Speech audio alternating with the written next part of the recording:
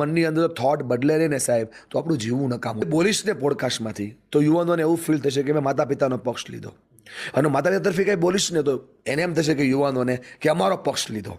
હું પક્ષનો માણસ નથી, હું સત્યનો માણસ છું. એ સમયે જે સમયે આપણે બેઠા છીએ અને આપણો બાપ આપણને ફરિયાદ કરે છે કે તારી ઉપર અમને આશા છે યાર, તું થોડુંક અમને સપોર્ટ કર, તારી અમને જરૂર છે, અને એ સમયે આપણા મનની અંદર થોટ બદલે નહીં ને સાહેબ, તો આપણું જીવવું નકામું થઈ જાય. ગરીબ જન્મવું ને દોસ્તી ગુનો નથી, પણ માતા પિતા ગરીબ મરે તો આનાથી મોટી બીજી કોઈ ભૂલે નથી.